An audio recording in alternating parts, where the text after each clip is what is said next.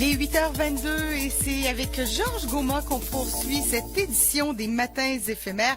Bonjour Georges. Bonjour Caro. Et au bout du fil, tu as un invité, Monsieur Miyabe, qui est professeur de mathématiques à la Howard University. Et Georges, il sera question... On poursuit cette série de chroniques sur le FMI et l'Afrique centrale. D'abord, je salue Monsieur Miyabe qui est au bout du fil. Bonjour. Bonjour, madame. Oui, en direct Bonjour, des États-Unis. Bonjour. À quel endroit aux États-Unis, Monsieur Miyabe, vous êtes situé? Ben, je suis dans une banlieue de Washington, D.C., donc je ne suis pas très loin de la Maison-Blanche, pour vous dire. Voilà. Bon, très bien. On aura affaire à la Maison-Blanche tout à l'heure. Bon, je pense qu'il doit faire un petit peu plus chaud qu'ici. Georges, Oui. donc, on avait entamé une série de chroniques sur le FMI et, Voilà. et l'Afrique, Mais c'est bien ça, entendu. mais l'Afrique, bien Mais entendu. là, on a Monsieur Miyabe qui est professeur de mathématiques. Explique-nous un peu. le Écoute, lien. Monsieur Miyabe est déjà congolais d'origine. Ah. Il est professeur de mathématiques à Washington, à la Howard University à Washington, et il est aussi le président de la National Congress for Democracy. Voilà, donc ce sont des ONG qui sont installées, n'est-ce pas, à Washington et qui mènent un travail très fort pour l'Afrique, évidemment. Le retour de la démocratie en Afrique, et puis tout ce qui se passe, notamment avec le Congo-Brazzaville. Cette ONG est bien branché là-dessus pour dire surtout la vérité de ce qui se passe au Congo-Brazzaville. Parce qu'on a comme l'impression, pas comme l'impression, c'est la vérité, que tout ce qui se passe au Congo est badigeonné de mensonges. Alors, on ne peut pas fonctionner dans le mensonge perpétuellement. Et le National Congress for Democracy à Washington mène un travail de fond là-dessus. Et nous avons travaillé aussi autour du FMI. Nous avons fait des marches avec eux au FMI, simplement pour que le travail de FMI ne soit pas basé sur du mensonge. Alors, donc voilà à peu près, pour présenter rapidement, il aura l'occasion aussi de dire quelque chose sur lui-même aussi, Monsieur Miyabe. Oui. Et donc, comme tu l'as dit, Caro, nous allons continuer notre chronique sur le FMI, les relations du FMI et puis un certain nombre d'États de l'Afrique centrale. Et nous avons dit aussi au cours de ces émissions que entre l'Afrique centrale et l'Afrique de l'Ouest, par exemple, il y avait une grande différence. C'est-à-dire les pays d'Afrique de l'Ouest, la CEDEAO, avaient tendance à bien fonctionner. Et qu'en Afrique centrale, les pays de la CEMAC, c'est là où il se posait de grands problèmes, jusqu'à friser même la dévaluation encore du franc CFA. Et le boiteux petit canard dans cette zone, c'est le Congo-Brazzaville, qui semble tirer tous les autres États de la CEMAC vers le bas, parce que la situation du Congo-Brazzaville est très catastrophique.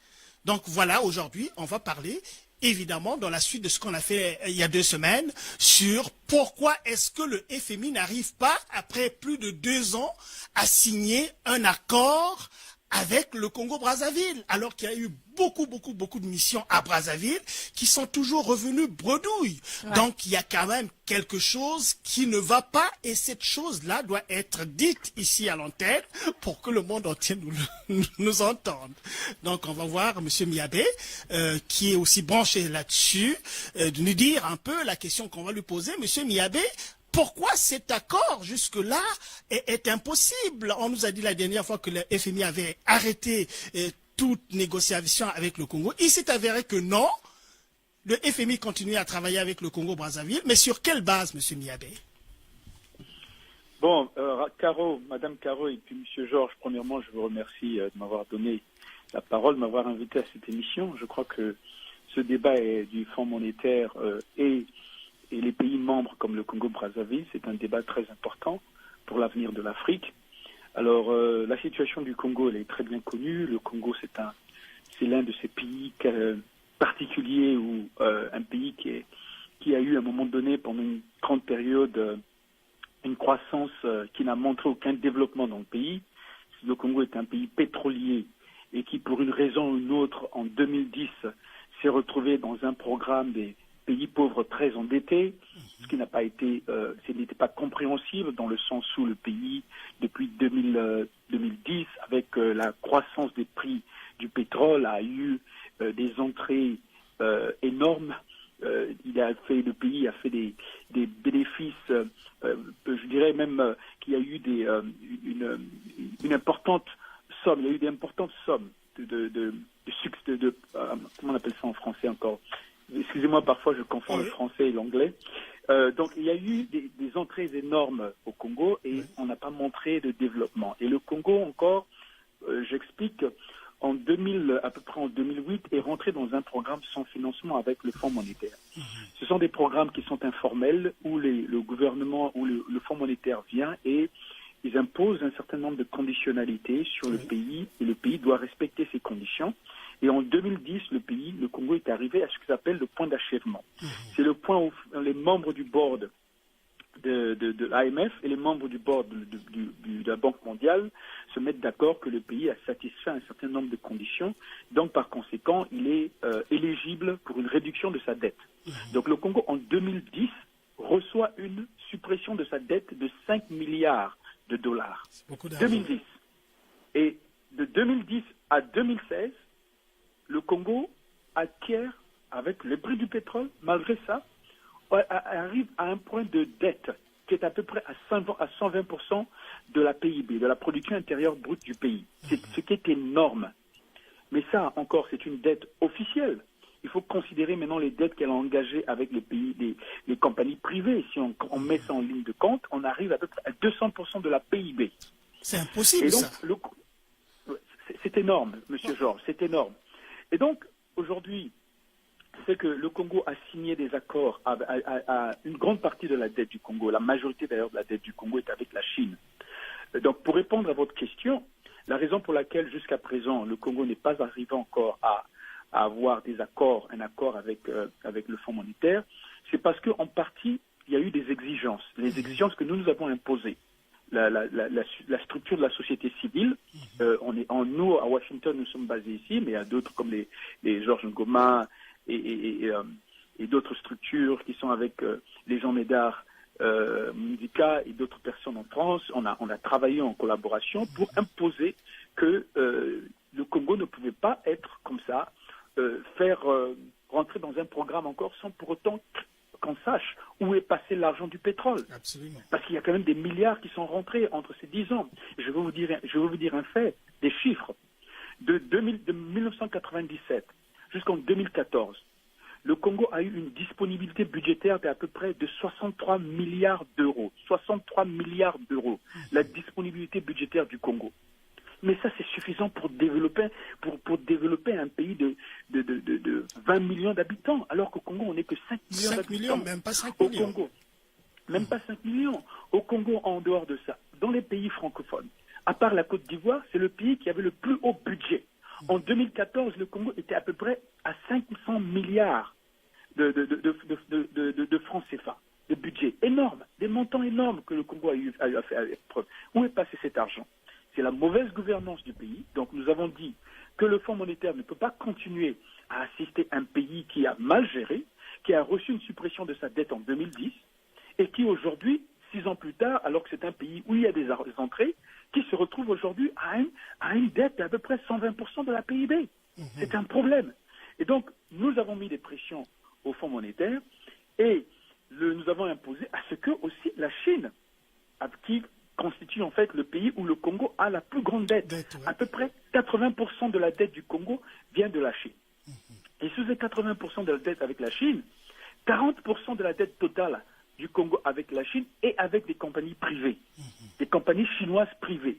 Et ces compagnies chinoises privées travaillent en connivence avec le gouvernement congolais. C'est-à-dire que la dette que le Congo a engagée, c'est même pas une dette réelle, parce qu'elle elle rentre dans un programme de vol, de corruption où les gouvernants, donc les dirigeants politiques congolais, travaillent en collaboration avec les Chinois, où ils donnent de l'argent et ils prennent de l'argent avec ces compagnies chinoises, et c'est de l'argent qu'ils mettent dans leur compte. C'est pour ça aujourd'hui au Congo, nous avons des gens des hommes politiques africains, congolais, qui ont des milliards de dollars en Chine.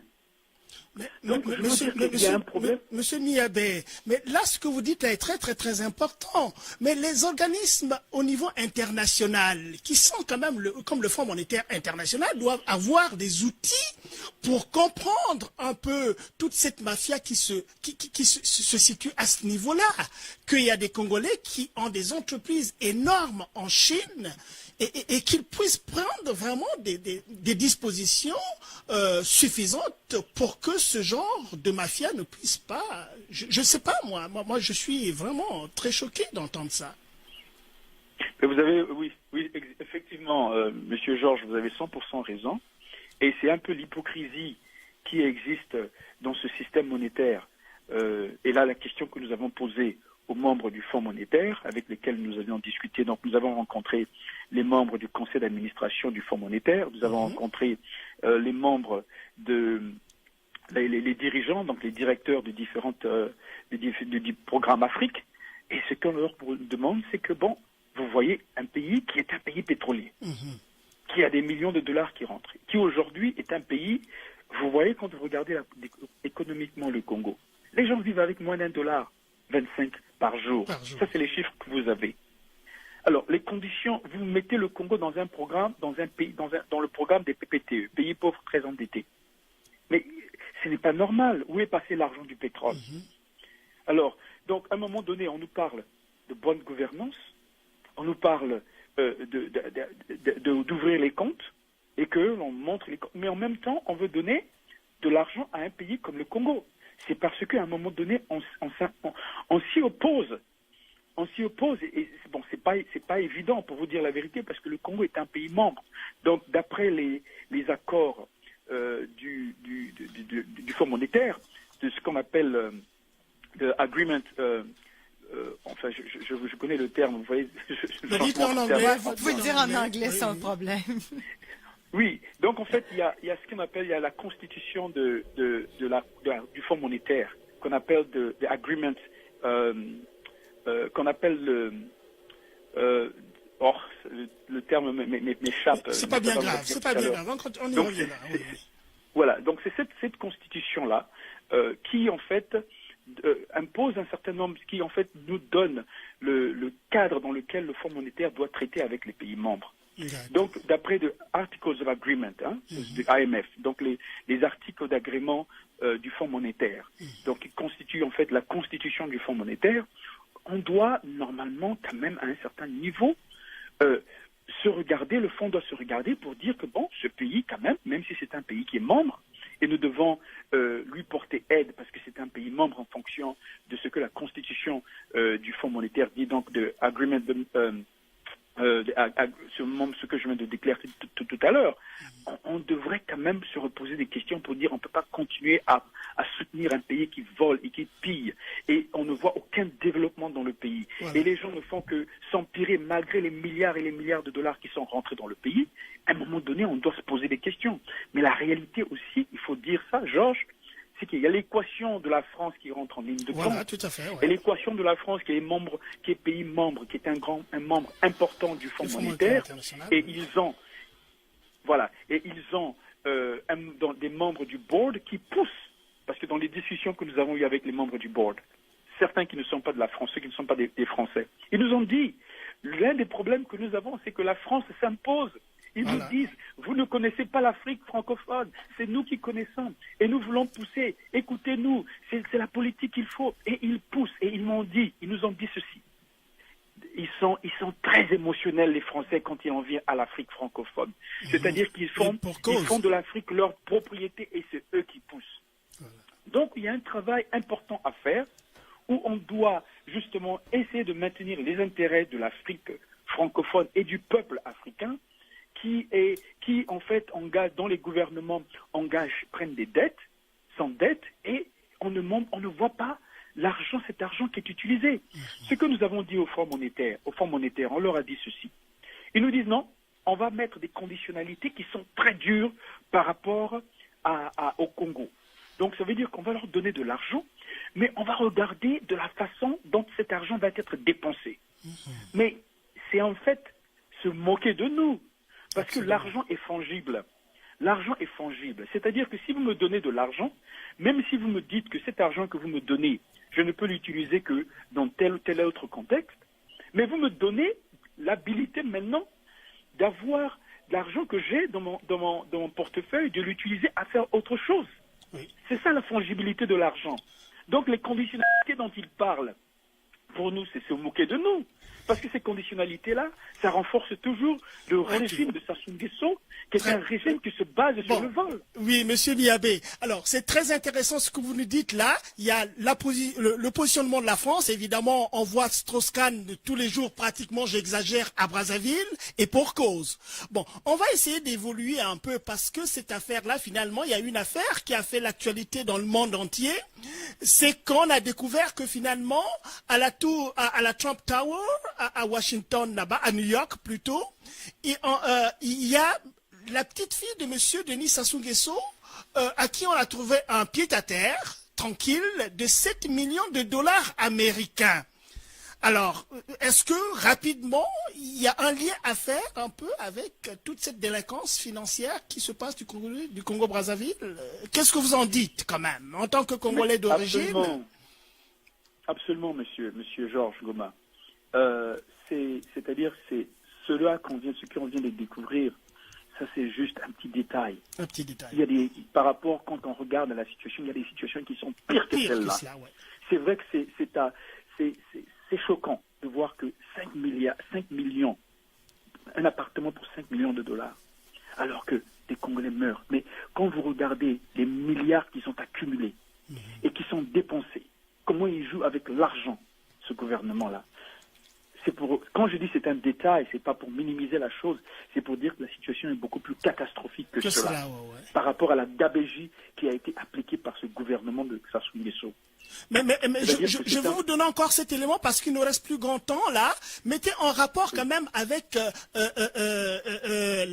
la situation des jeunes étudiants congolais envoyés à l'étranger pour faire des études et qui partout pratiquement, je vais citer Cuba, je vais citer le Maroc, je vais citer la Tunisie, je vais citer le Sénégal, je vais citer la Russie, partout, les étudiants sont à 27 mois sans leur bourse, qui est minime, mais qui n'ont pas cet argent-là, mais qui sont obligés de se donner à la prostitution. Donc faites un peu ce rapport entre un pied-à-terre pour la petite fille du dictateur Denis Sassou Nguesso à 7 millions de dollars américains et les jeunes étudiants qui sont dans une situation de détresse. Oui, et Monsieur Georges, comme vous le savez, si on doit se focaliser, on a plein d'exemples par rapport à tout cela. Nous avons au Congo, vous le savez, à un moment donné, le plus grand hôpital qui était fermé par manque de paiement. Alors que nous avons au Congo encore, vous savez, la politique de Sassou Nguesso, elle est désastreuse. En fait, c'est une politique qui est basée sur la gabégie. Quand vous avez des gens, en ce moment, il y a des ministres congolais qui, dans leur compte privé, en Chine, ont plus de entre 3, 4, 5 milliards de dollars. Ça, c'est seulement en Chine. Sans pour autant regarder hors de la Chine. Simplement en Chine, sur 2 ministres. Qu'est-ce que vous allez dire quand vous entendez qu'il y a des gens qui souffrent au Congo-Brazzaville et qu'il y a des étudiants qui sont quelque part à Cuba plutôt, et qui n'ont pas, les bourses ne sont pas payées. C'est-à-dire que c'est la conscience, la conscience du politique de Sassou Nguesso et les hommes et de son entourage. C'est une politique catastrophique. Ce sont des gens qui fonctionnent dans un état de conscience primitif où ils n'ont aucun respect pour la vie humaine, ils n'ont aucun respect pour le bien public. En fait, c'est-à-dire que, et c'est pour ça, et c'est ce que nous disons au fond, vous ne pouvez pas donner de l'argent au Congo parce que donner de l'argent au Congo, c'est mettre de l'eau dans le tonneau des Danaïdes. C'est de l'argent qui vend, c'est de vous verser de l'eau et l'eau descend sur terre. Vous mettez l'argent au Congo, ça sert à la corruption. Parce que le Congo, avec le gouvernement Sassou Nguesso, il n'excelle qu'à la corruption, il n'excelle qu'au vol, il n'excelle qu'en fait à tout ce qui ne peut pas faire avancer le pays. Et c'est pour ça qu'on s'oppose à ce gouvernement. Et Monsieur Miabé, il reste quelques minutes en terminant en conclusion. Comment pensez-vous que le Congo pourrait se sortir de cette situation-là? Est-ce qu'il y aurait des solutions, des façons de s'en sortir? Absolument, absolument. Il n'y a pas de problème sans solution. Cette solution, premièrement, reviendrait d'abord à ce que les Congolais se mettent tous ensemble et particulièrement ceux qui sont à l'extérieur. Il y a tellement... Le Congolais, à mon avis, c'est un peuple intelligent. Les Congolais sont très intelligents, mais ce qu'on rencontre comme problème avec le Congo, c'est que les Congolais sont très... Il y a beaucoup d'ego, il y a beaucoup de personnalités fortes. Alors que pour qu'on s'unisse, il faudrait que à un moment donné, qu'il y ait un leader, qu'à un moment donné, qu'on se mette tous ensemble pour un objectif précis. Cet objectif précis, c'est de mettre fin au pouvoir Sassou Nguesso et de son système. Et pour cela, donc, il faut que l'unité nationale de la diaspora qui est à l'extérieur, et à partir de ça, il y a des stratégies qui sont là, qui existent, que l'on peut mettre ensemble. Il y a bien sûr, il faut trouver un soutien avec d'autres pays, mais ce soutien est là. Et ce soutien, on ne peut l'avoir que si seulement et si les Congolais se mettent tous ensemble pour travailler dans un objectif précis. Parce que n'oubliez pas que l'union fait la force. Et c'est avec cette union-là qu'on peut mettre en place, qu'on peut mettre fin au système Sassou Nguesso. Ah ben merci, Monsieur Miyabé. Georges, quelque chose à ajouter? Mais j'allais juste ajouter pour la quelques secondes qui arrivent là. Mais il faut pas oublier qu'il y a une dynamique politique qui malgré tout est au Congo-Brazzaville. C'est-à-dire que le Fonds monétaire international aussi, entre-temps, est revenu sur la gouvernance aussi. À un moment, il parlait simplement des finances. Maintenant, la gouvernance, c'est-à-dire que le fameux dialogue sans exclusive, voilà, la bonne gouvernance. Est-ce que vous pensez que c'est aussi une piste là, hein, imposer Sassou à des conditions? Ouais. Rapidement, Monsieur Miyabé. On va terminer. Ouais. Oui, rapidement, excusez-moi, mais premièrement, je voudrais dire que les gens, le bruit qui a couru, que le Fonds avait arrêté les collaborations, sa collaboration avec le Congo, à mon avis, en fonction des informations que nous avons eues, c'est une fausseté, c'est faux. Deuxièmement, le Congo, je crois, est parti très satisfait. Ils étaient là pendant les assemblées générales. Ils sont sortis de là très satisfaits, très contents, parce qu'ils pensent que dans les mois qui suivent, ils vont pouvoir signer un accord avec le Fonds. Mais comme M. Georges venait de le dire, il est important de repartir sur une base qui est une base pour le développement, c'est la bonne gouvernance. Et on ne peut pas avoir appliqué la bonne gouvernance dans un pays quand on est resté là depuis ça fait 21 ans que M. Sassou Nguesso est revenu au pouvoir. En totalité, par rapport à l'indépendance du pays, il est là, ça fait pratiquement 40 ans au pouvoir, et le Congo aujourd'hui, c'est parmi les derniers des pays. Donc on ne peut pas parler être un pays pétrolier et avoir eu des millions de dollars, gérer des millions de dollars, et le pays aujourd'hui se trouve au plus bas. Il y a une mauvaise gouvernance au Congo, il y a le vol, la gabegie. Donc le gouvernement congolais, le gouvernement qui est en place là, doit partir. C'est bien dit, Monsieur Miyabé. Je vous souhaite une très bonne journée. Et puis, merci beaucoup pour cet entretien avec Georges Goma. Merci. Merci, Monsieur Miyabé. Merci, Georges. Merci. Merci beaucoup. Merci, Caro. Alors voilà. Georges, encore une fois, merci beaucoup. On se reparle, nous, dans deux semaines. Continuer cette série de chroniques. Absolument fort intéressant. Merci beaucoup. Restez là, nous, dans quelques instants. On parle sport avec Dominique Girard.